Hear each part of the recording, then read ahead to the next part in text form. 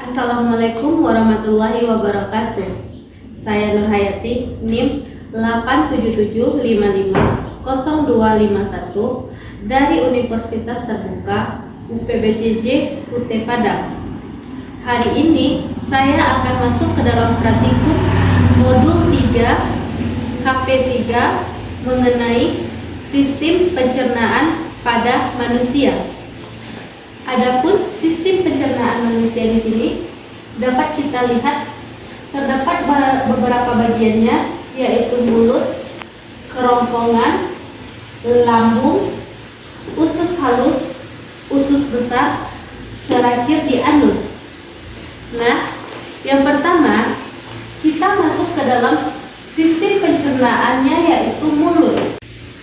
Pada mulut kita melihat terdapat adanya gigi, kelenjar ludah, serta lidah. Mulut berfungsi sebagai tempat masuknya makanan dan dimulainya proses pencernaan. Gigi pada mulut berfungsi untuk menghancurkan makanan menjadi ukuran lebih kecil sehingga memudahkan enzim amilase bekerja.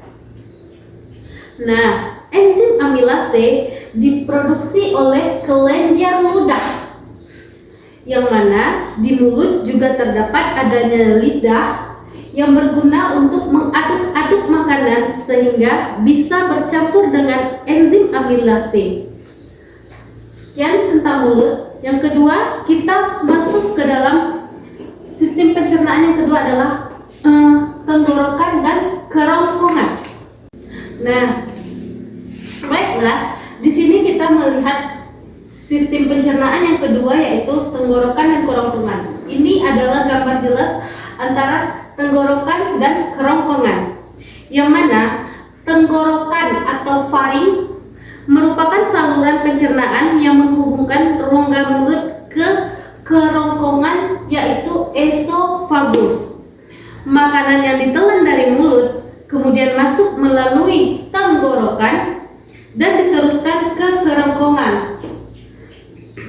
Pada dinding kerongkongan terjadilah gerakan peristaltik, yaitu gerakan meremas dan mendorong makanan menuju lambung. Selanjutnya kita masuk ke dalam sistem pencernaan yang ketiga adalah lambung. Nah, di sini kita dapat melihat gambar jelas tentang lambung, di mana ada bagian-bagian lambungnya. Yang pertama di sini ada otot sphincter atas, yaitu untuk mencegah makanan dari lambung kembali ke kerongkongan. Kemudian di sini ada fundus yang berbentuk seperti kubah, letaknya di atas badan lambung. Kemudian ada kardiak, yaitu bagian lambung yang berhubungan dengan esofagus. Nah, di sini kita terdapat badan lambung. Selanjutnya pada bagian bawah kita ada otot filter bawah yang untuk mencegah makanan dari lambung masuk ke sembarangan usus halus. Terakhir ada terowongan atau pilorus, yaitu terowongan yang menghubungkan lambung dengan usus halus. Getah lambung dihasilkan dari sel kelenjar dinding lambung. Getah lambung terdiri dari pepsin, renin, dan yang terakhir adalah asam klorida yang berfungsi untuk membunuh kuman dan bakteri pada makanan dan mengaktifkan pepsinogen menjadi pepsin. Secara keseluruhan, fungsi lambung diantaranya adalah untuk mencerna protein, menyimpan makanan selama 2-5 jam, dan yang terakhir mematikan mikroorganisme berbahaya yang ada di lambung karena ada asam lambung.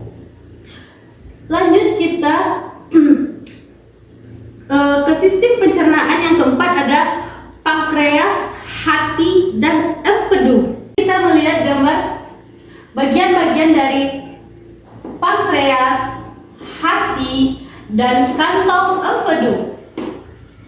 Hati adalah organ pelengkap dalam sistem pencernaan karena membentuk cairan empedu yang diperlukan dalam proses pencernaan lemak.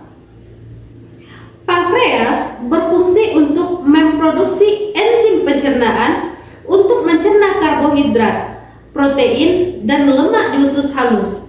Sedangkan kantong empedu berfungsi untuk menyalurkan empedu ke usus halus, kalau hati berfungsi untuk menghasilkan empedu. Selanjutnya, setelah itu kita masuk ke dalam sistem pencernaan usus halus. Di sini kita mendapati bagian-bagian dari usus halus. Inilah gambar jelas dan lengkap tentang usus halus, yang mana ada bagian-bagian duodenum, jejunum, dan ileum. Adapun usus halus merupakan organ pencernaan yang terletak di antara lambung dan usus besar. Bentuknya berupa saluran dengan panjang sekitar 670 cm hingga 760 cm. Inilah tiga bagian yang membedakan tata letak pada usus halus. Duodenum atau usus 12 jari berfungsi sebagai tempat pencernaan makanan secara kimiawi. Sedangkan jejunum adalah usus kosong, dan ileum merupakan usus penyerapan yang sama-sama berfungsi sebagai tempat penyerapan sari makanan atau zat gizi sederhana. Makanya strukturnya dipenuhi oleh villi atau usus yang berfungsi memperluas area penyerapan sari makanan. Setelah usus halus, di sini kita terdapat usus besar. Adapun bagian-bagian dari usus besar adalah, disinilah kita melihat adanya usus besar yang terdapat di luar usus halus, yang mana di bagian-bagiannya ada kolon dasar, kolon naik, di sini ileum, kolon turun, rektum, umbai cacing, dan anus. Usus besar adalah organ pencernaan yang terhubung dengan usus halus. Sisa makanan yang tidak bisa dicerna dan diserap tubuh akan diteruskan ke usus besar, sehingga fungsi dari usus besar adalah untuk membusukkan sisa makanan dan mengubahnya menjadi fases yang dibantu oleh bakteri Escherichia coli.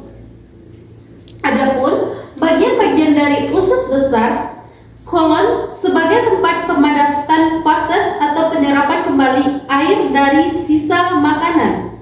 Yang kemudian rektum sebagai tempat menyimpan fases.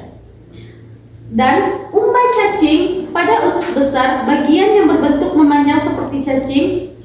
Bagian ini bisa membekak jika ada sisa makanan yang tersumbat di dalamnya, lalu menimbulkan penyakit usus buntu. Terakhir, kita masuk ke sistem pencernaan pada manusia. Yang terakhir adalah anus. Pada bagian terakhir anus, di sini kita dapat komplit atau lengkapnya gambar. Maka sebelum fases dikeluarkan dari tubuh melalui anus, fases disimpan terlebih dahulu di dalam rektum. Di sini terdapat rektum pada bagian anus. Nah, di rektum inilah sensor akan mengirim sinyal ke otak untuk memutuskan apakah fases perlu dikeluarkan atau tidak. Jika fases perlu dikeluarkan, anus akan berfungsi sebagai tempat untuk membuang fases atau zat sisa makanan. Kemudian, otot anus berfungsi menahan dan menyegah fases agar tidak keluar dari rektum sebelum saatnya. Sekian penjelasan singkat saya mengenai sistem pencernaan pada manusia. Saya Nur Hayati, NIM